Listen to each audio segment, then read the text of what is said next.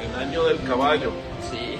Vamos cabalgando hacia la unión perfecta a toda prueba, en todo momento. Siempre victorioso. Y a toda velocidad. Y a mí, hemos de recorrer 3 malas. Mira, las notas, cuidado.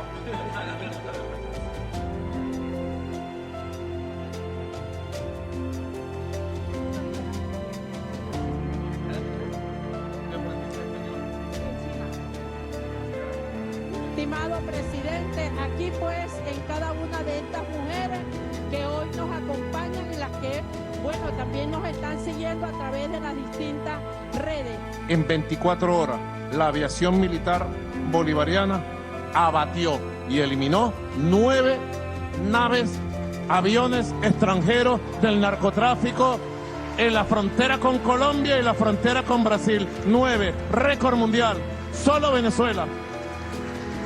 ¿Quién lo hizo? La Fuerza Armada Nacional Bolivariana, vigilante y ceñuda.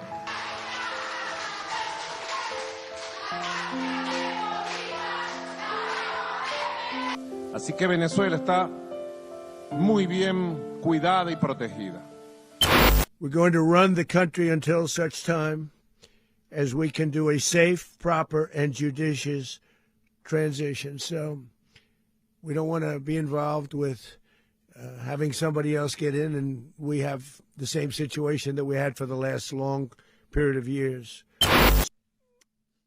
Late last night and early today, at my direction, the United States Armed Forces conducted an extraordinary military operation in the capital of Venezuela.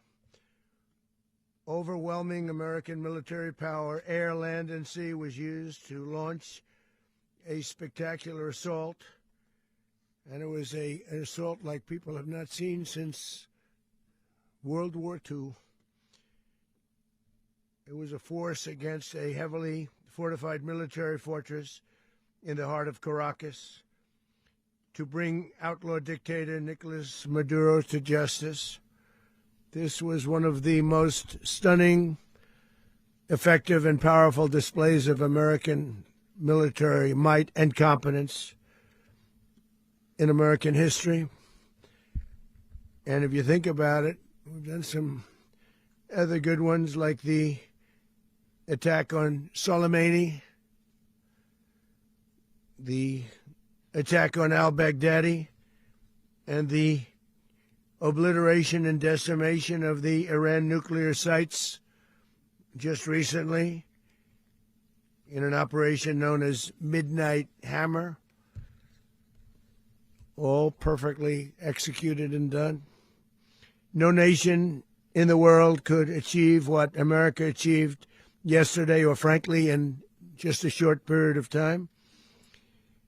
All Venezuelan military capacities were rendered powerless as the men and women of our military, working with U.S. law enforcement, successfully captured Maduro in the dead of night.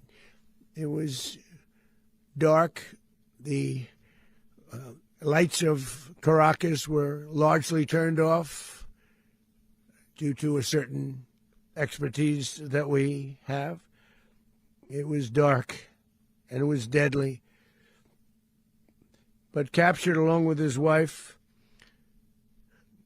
Celia Flores, both of whom now face American justice.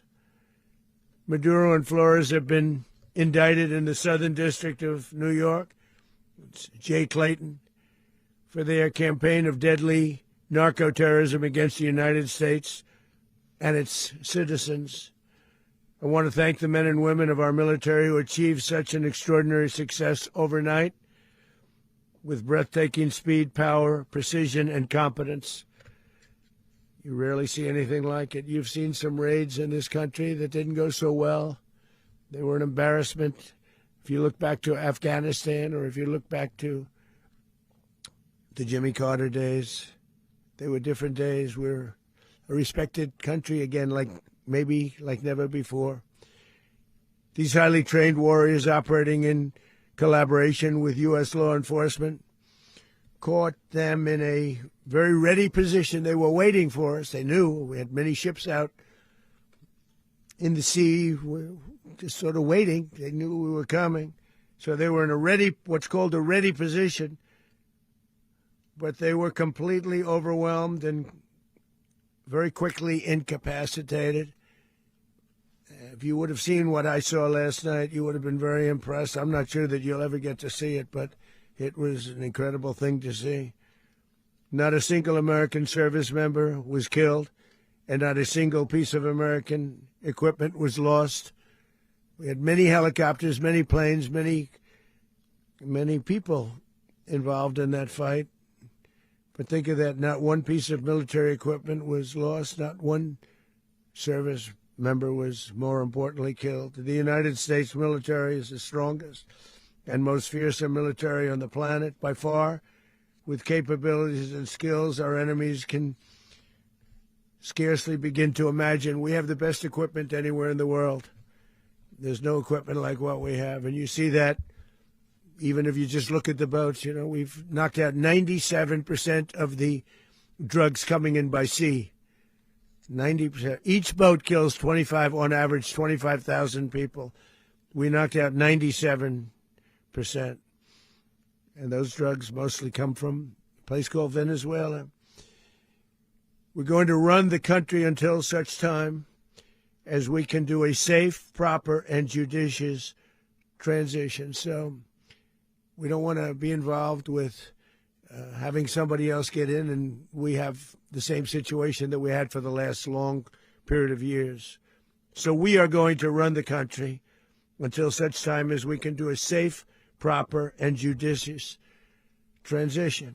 And it has to be judicious because that's what we're all about. We want peace, liberty, and justice for the great people of Venezuela, and that includes many from Venezuela that are now living in the United States and want to go back to their country. It's their homeland. We can't take a chance that somebody else takes over Venezuela that doesn't have the good of the Venezuelan people in mind. We've had decades of that. We're not going to let that happen. We're there now, and what people don't understand, but they understand as I say this, we're there now, but we're going to stay until such time as the proper transition can take place. So we're going to stay until such time as we're going to run it, essentially, until such time as a proper transition can take place.